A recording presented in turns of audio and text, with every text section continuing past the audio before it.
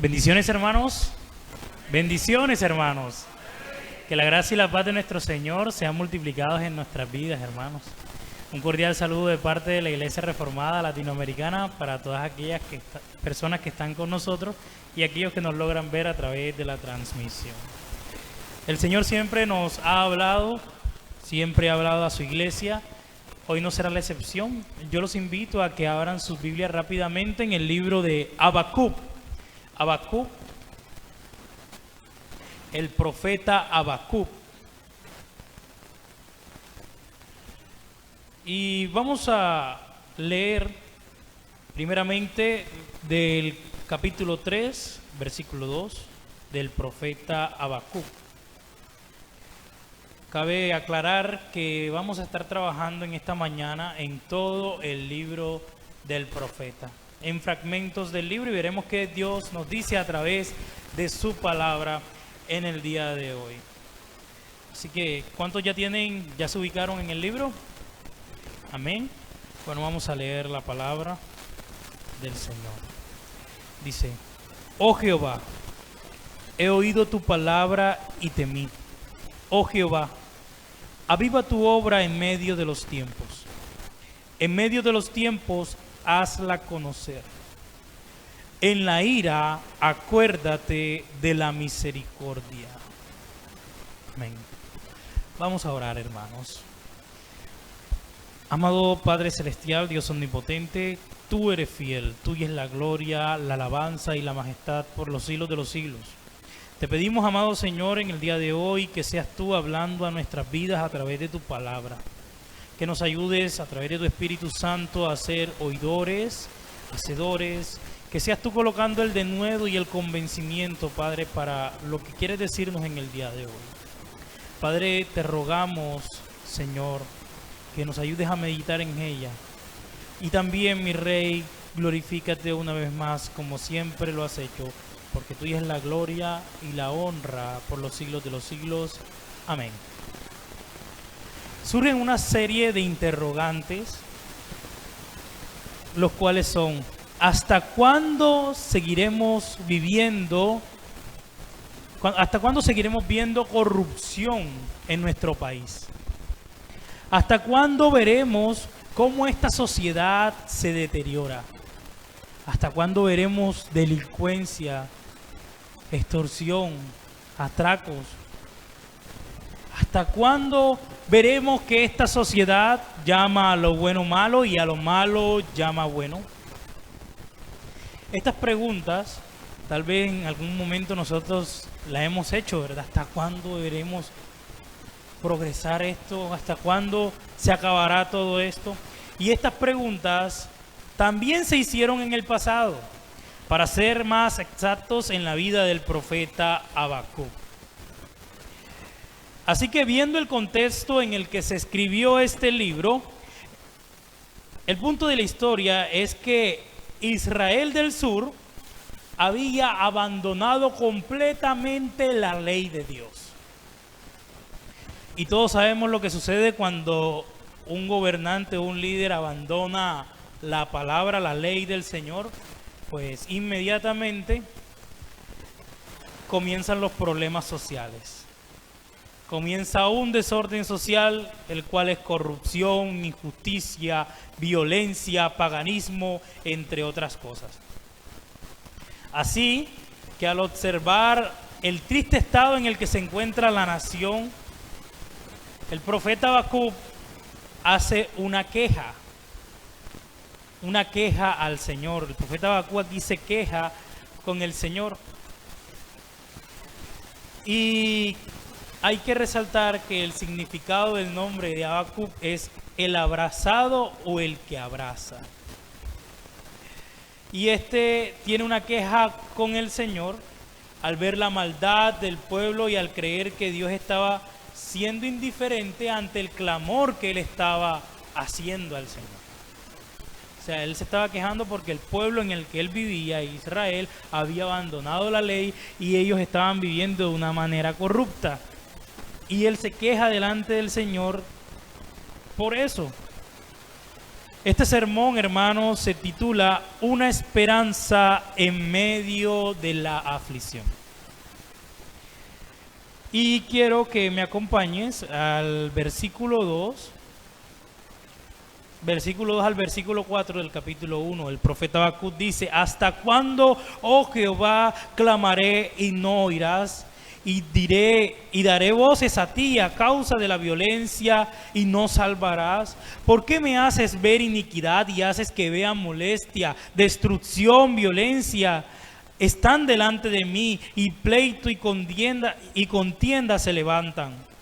Por lo cual la ley es debilitada y el juicio no sale según la verdad. Por cuanto el impío asedia al justo, por eso sale torcida la justicia. Esta es la queja que hace el profeta Habacuc.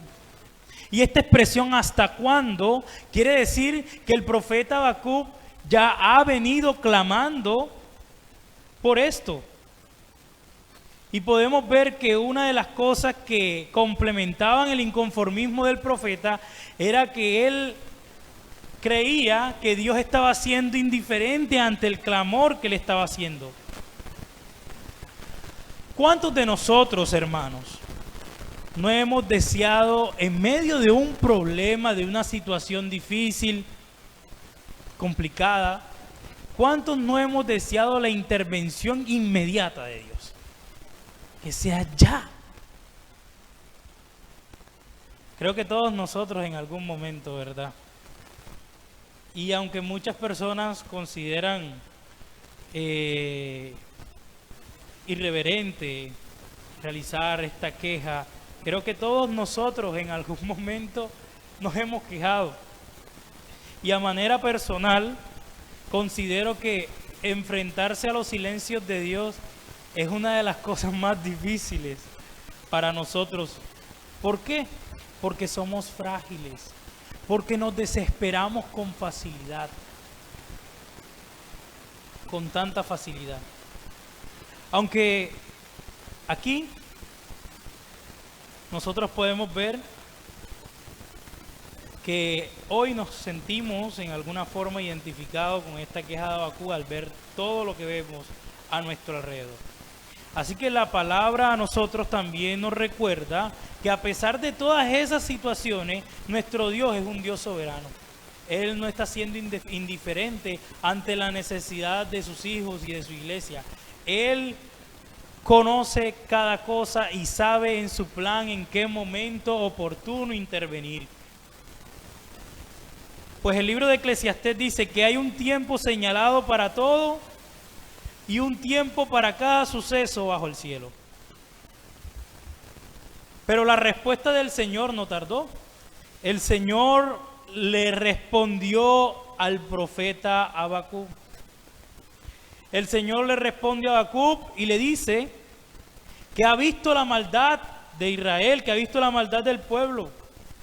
Y no solo eso, sino que lo lleva a que observe las naciones a su alrededor.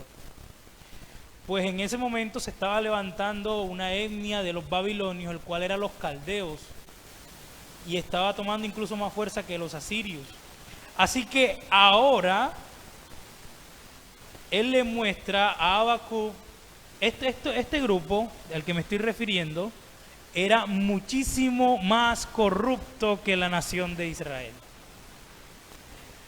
Y este pueblo, ahora Habacuc, Dios le dice al profeta Habacuc que va a juzgar a la nación de Israel, pero a través de este pueblo.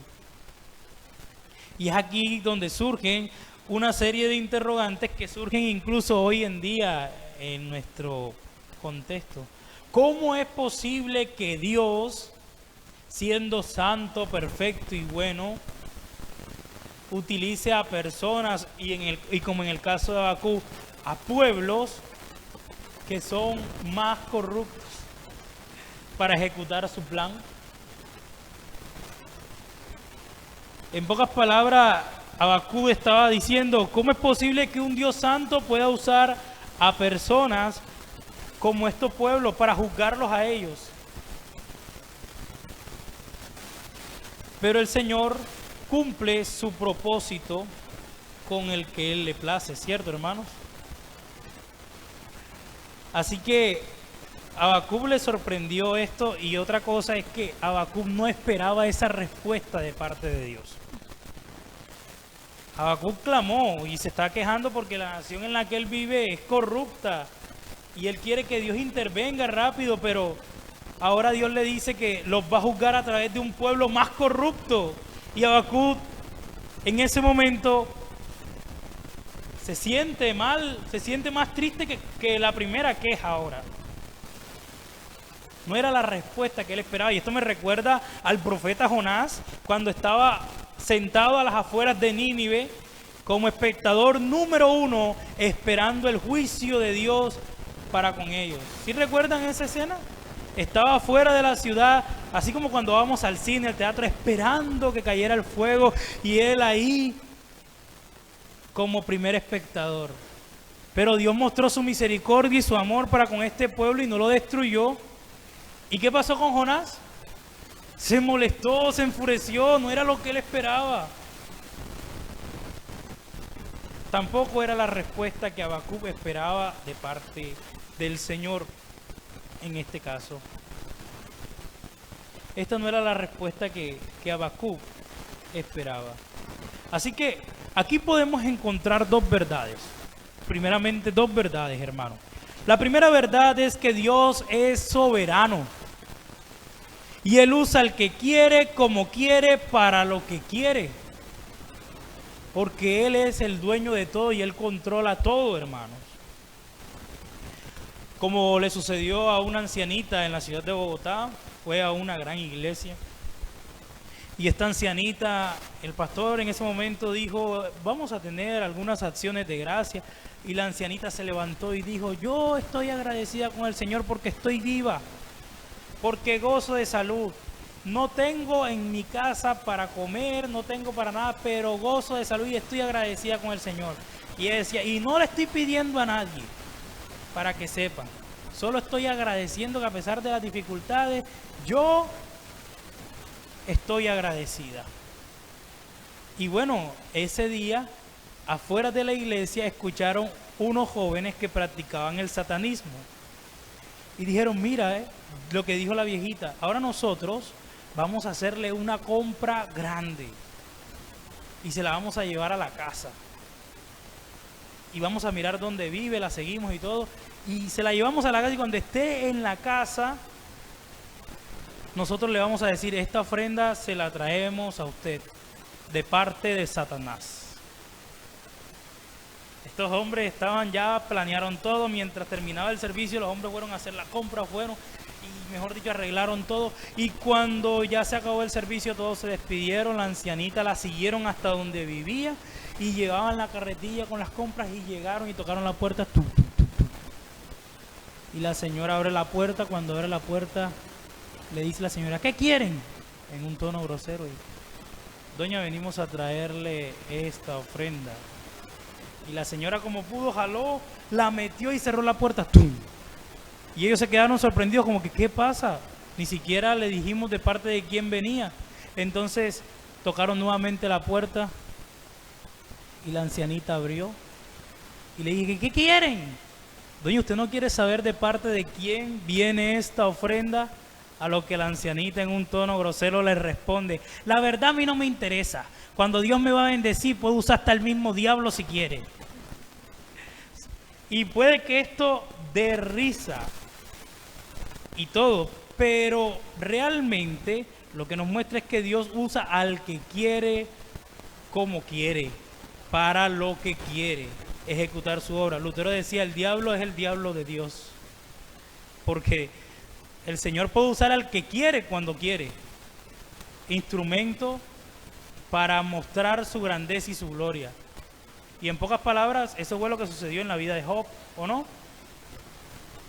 Para mostrar quién se llevó toda la gloria.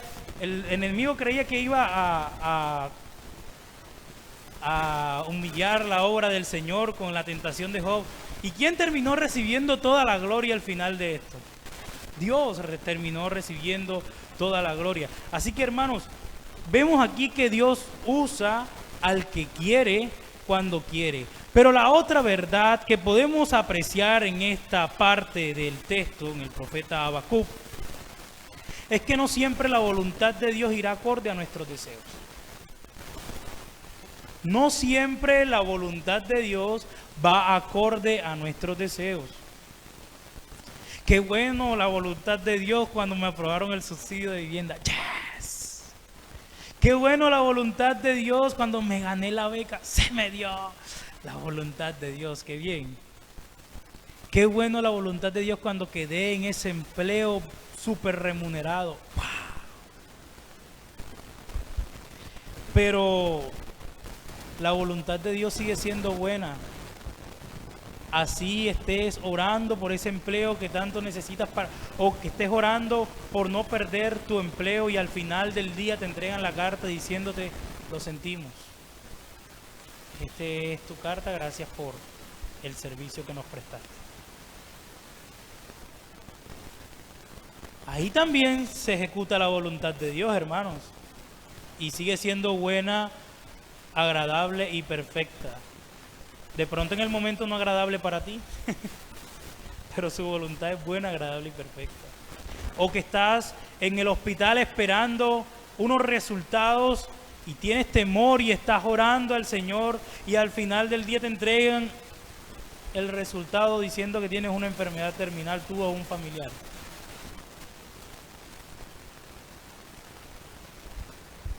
Ahí también la voluntad de Dios soberano está orando. O estás clamando porque Dios levante a esa persona que está grave y desafortunadamente muere la persona. Allí el Señor sigue siendo soberano, sigue siendo bueno, sigue siendo justo y su voluntad se sigue ejecutando, hermanos. ¿Saben, hermanos? Debemos pedirle al Señor que nos ayude a aceptar su voluntad. Esa voluntad que el Señor nos dejó en la oración modelo a sus discípulos cuando dice, hágase tu voluntad. ¿Dónde? O esa misma voluntad que encontramos en Getsemaní cuando le dice, Señor, si es posible pase de mí esta copa, pero que no se haga mi voluntad, sino la tuya. Ahí también el Señor ejerce su voluntad. Dios sigue siendo bueno, sigue siendo justo y sigue siendo Dios. Oremos para que el Señor nos ayude a aceptarla cualquiera que sea. Pues hay algo supremamente maravilloso detrás de esas decisiones de parte del Señor que nuestra mente finita aún no logra comprender. Somos tan limitados a comparación de la mente infinita de nuestro Señor. El libro de Isaías lo describe claramente en Isaías 55, 8 y 9, dice, porque vuestros pensamientos no son mis pensamientos, ni mis caminos vuestros caminos, dice el Señor. Como son más altos los cielos que la tierra, así son mis caminos más altos que vuestros caminos y mis pensamientos más que vuestros pensamientos. El Señor tiene un plan. Nosotros hacemos parte de Él. Y aunque no entendamos en ocasiones todo, oremos para que Él nos ayude a aceptar cualquiera que sea su voluntad. Así que el profeta continúa, el texto continúa, y así que en el capítulo 2 el Señor le habla al profeta. Algo que quería aclarar antes de seguir es que el nombre de Habacuc significa el abrazado o el que abraza. Y este libro se desarrolla en una conversación entre el profeta y Dios. Así que en medio de esta conversación, ahora llegamos al capítulo 2, y el Señor habla al profeta para que escriba lo que va a decir. Para que escriba lo que va a decir. Y el que lea esto, que corra, refiriéndose al juicio que viene para la nación. Y vemos ahora que el Señor va a hablar a Habacuc y Habacuc va a callar, y parece que Habacuc sabe que tiene que callar en medio de esto, pues en el versículo 20 dice: mas Jehová está en su santo templo, calle delante de él toda la tierra. Entonces lo primero que le dice el Señor al profeta es que sin duda esta visión llegaría y que se iba a ejecutar su plan, y nada podía impedir eso. El Señor siempre ejecuta su voluntad, hermanos. El Señor siempre ejecuta su voluntad, como lo vimos, como lo vemos en los textos anteriores que tocamos. Y en el versículo 4 dice: he aquí aquel cuya alma no es recta se enorgullece, mas el justo por la fe vivirá. Mas el justo por la fe vivirá. Dios está diciendo a Habacuc: yo voy a juzgar al pueblo, pero es necesario que tú vivas por fe. Es necesario que abraces la fe. Este texto lo encontramos en diferentes partes en el Nuevo Testamento. En Romanos capítulo 1, versículo 17. Recuerdan que este es el texto considerado el texto de la Reforma Protestante. Y Pablo utiliza este texto como una razón para predicar el Evangelio, y que es por la fe que nosotros podemos llegar a ser justos y podamos recibir la vida eterna. También lo encontramos en el libro de Gálatas capítulo 3, versículo 11. Y esta vez es utilizado para mostrarle a la iglesia que no debe vivir en la ley, sino que debe vivir a través de la fe en Jesucristo.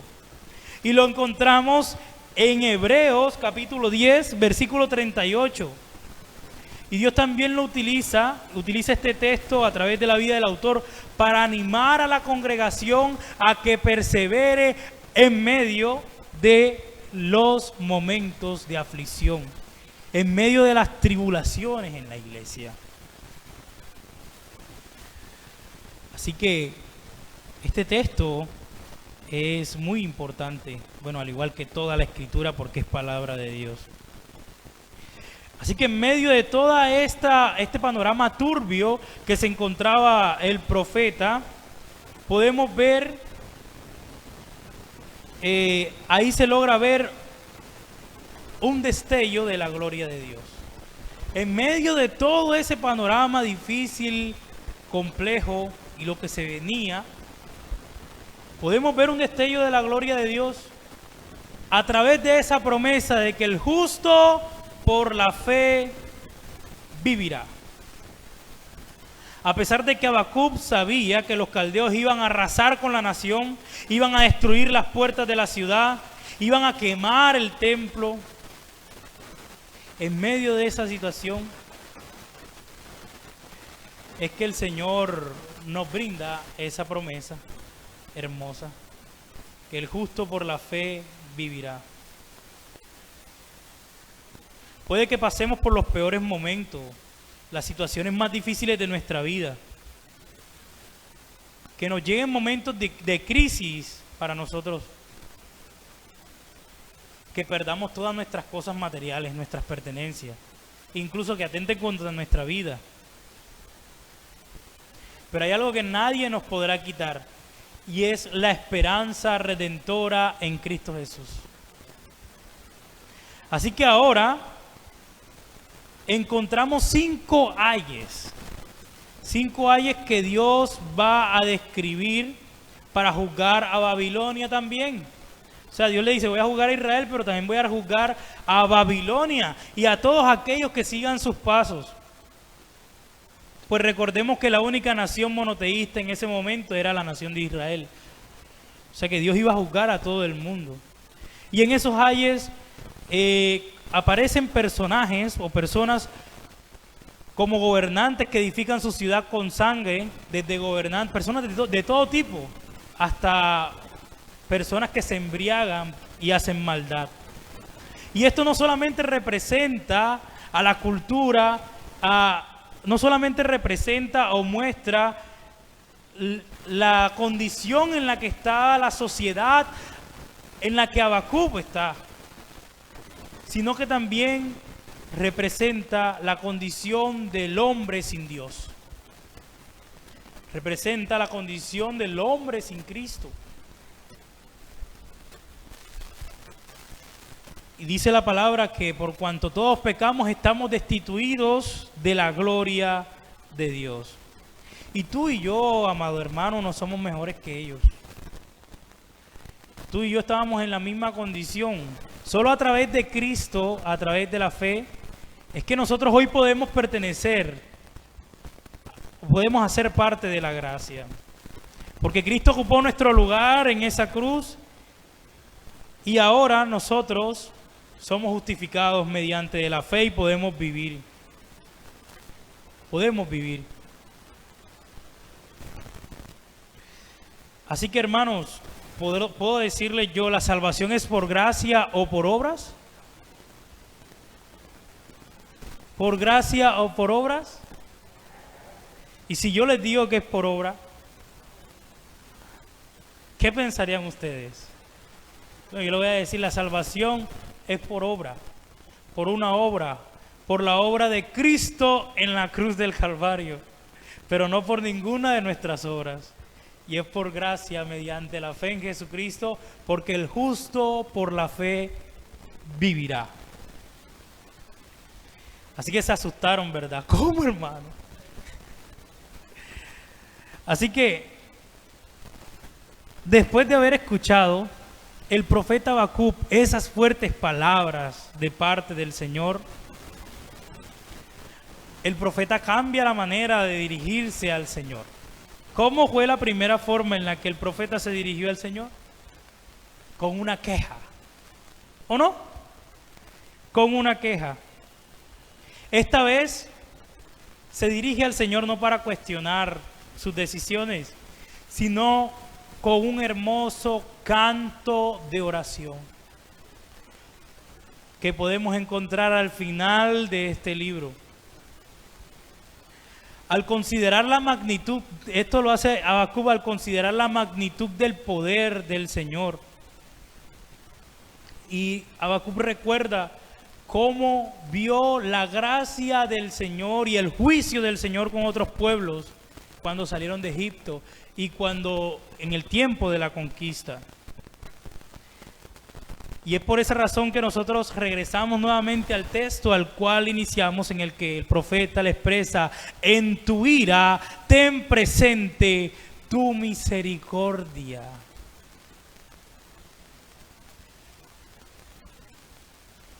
Y en este hermoso canto narra las obras maravillosas que el Señor había hecho con su pueblo, pero también los juicios que hizo con otras naciones. Quiero hacer esta pregunta, hermano: ¿existe algún otro suceso en la historia en el que hayamos visto que Dios haya mostrado su ira y también su misericordia? ¿A alguien se le familiariza, aparte de todos estos sucesos que Dios mostró su ira y su misericordia, existe un evento en el que Dios haya mostrado la ira y también la misericordia? ¿Qué piensan ustedes? ¿A qué evento se le relaciona? Adán y Eva dicen muy bien, ¿qué más? El pueblo de Israel en el desierto. Sí, claro, esto lo muestra, aquí está. Muy bien. Perfecto. Jesús en la cruz del Calvario. Hermanos, Dios manifestó su ira contra su Hijo, la ira que nosotros merecíamos por el pecado, pero también vemos su misericordia para con nosotros, hermanos, al ejecutar el plan redentor de nuestro Señor. Qué hermoso es nuestro Señor, ¿verdad, hermanos? Ahora el profeta ha tenido un cambio de actitud. Al comienzo vemos que él exigía respuestas a sus interrogantes por el pecado del pueblo. Pero ahora, en este hermoso canto, lo vemos reconociendo y confesando humildemente la sabiduría, el poder y el plan soberano del Señor. Ese fue el texto que nosotros leímos en el antifonal. Y antes de leerlo nuevamente, yo quiero que veamos esto con los ojos del profeta Habacuc. El texto lo leímos en el antifonal y es un poema muy hermoso, aunque la higuera no florezca ni en las vides haya fruto. Pero ahora Habacuc sabía lo que venía, que en las vides no haya fruto y la higuera no florezca representa destrucción y desolación de los campos, que no hayan vacas en los corrales, destrucción del ganado, puertas quemadas. Aunque no hayan ovejas ni vacas, no haya producto, todo esté desolado. Ahora vamos a leer el poema, porque hay que ver la magnitud de la forma, o sea, de lo que vemos en este poema ahora con estos ojos, la desolación, para que podamos ver la magnitud de la confianza que Habacuc había encontrado en el Señor. Ahora, con base a lo que ya hemos dicho, vamos a leerlo. Aunque la higuera no florezca, Habacuc capítulo 3, versículo 17 al 19. Aunque la higuera no florezca, ni en las vides haya fruto, aunque falte el producto del olivo, y los labrados no den mantenimiento, y las ovejas sean quitadas de la majada, y no hayan vacas en los corrales, con todo yo me alegraré en Jehová y me gozaré en el Dios de mi salvación. Jehová el Señor es mi fortaleza, el cual hace mis pies como de cierva y en mis alturas me hace andar. Ya que vimos la magnitud del panorama, ya que vemos el panorama desolado, ahora podemos ver también la grandeza de la confianza que el profeta tenía en el Señor. Dice, con todo eso, yo me alegraré en Jehová y me gozaré en el Dios de mi salvación. Aquí, él entiende que Dios es el Dios de su salvación, que su salvación la ha encontrado en el Señor. Hermanos, el justo por la fe vivirá, aunque no entienda completamente el plan soberano del Señor, y en medio de las aflicciones y en los momentos más difíciles de nuestra vida, debemos vivir confiando en las promesas del Señor.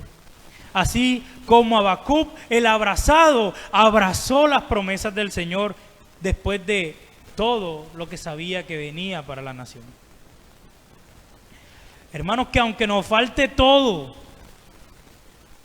aunque estemos pasando por el momento más crítico de nuestra vida, nuestro gozo y nuestra esperanza están en el Dios de nuestra salvación. Y quiero finalizar, hermanos, este sermón con la letra de una canción la cual titulé Mi Mayor Esperanza.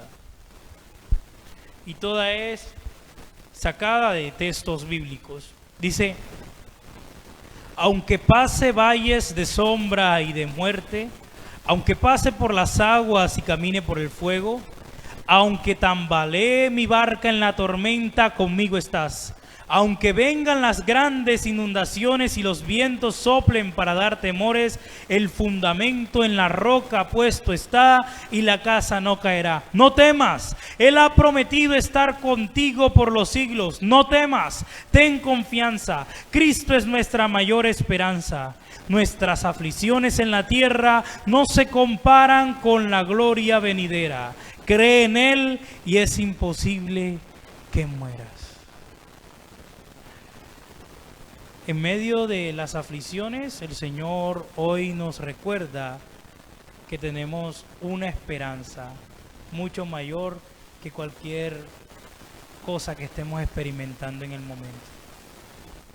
Y Él nos recuerda algo en las Escrituras que es un mandato el cual olvidamos muy comúnmente. Ese mandato es: no temas. Aparece aproximadamente 365 veces en diferentes términos en toda la Biblia. Casi el número de años, el número de días que tiene el año. Para que también nosotros recordemos durante todos los días de nuestra vida que no debemos temer, sino que debemos confiar en el Señor. No temas, oh gusano de Jacob, yo soy tu socorro. Mira que te mando que te esfuerces, que seas valiente, no temas ni desmayes. No se turbe vuestro corazón. Hay diferentes textos bíblicos con este hermoso mandato. Y el Señor nos anima a despertar la confianza en Él, aunque pasemos lo que estemos pasando. Que la gloria y la alabanza sea para Dios. Y hoy los invito a que nos coloquemos sobre nuestros pies para orar, para decirle al Señor, agradecerle por su palabra, que nos ayuda a meditar en su palabra durante el transcurso de la semana. Amado Señor, Dios de gracia, Padre de poder y de misericordia, delante de ti nos encontramos. Queremos primeramente pedirte perdón por nuestras fallas, nuestros pecados, Señor. Hoy nos acercamos a ti, Padre, con corazones humillados, como tu iglesia, mi Rey.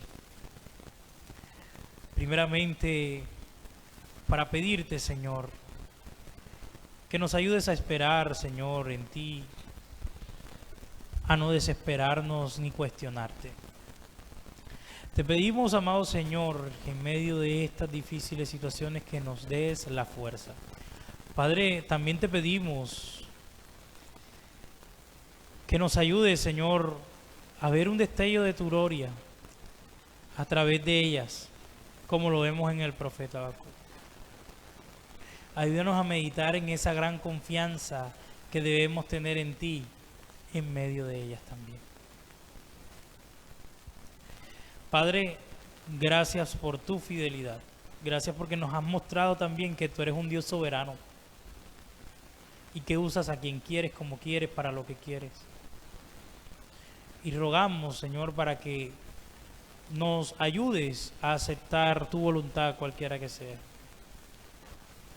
Pues sabemos que tus pensamientos son muchos más grandes que nuestros pensamientos.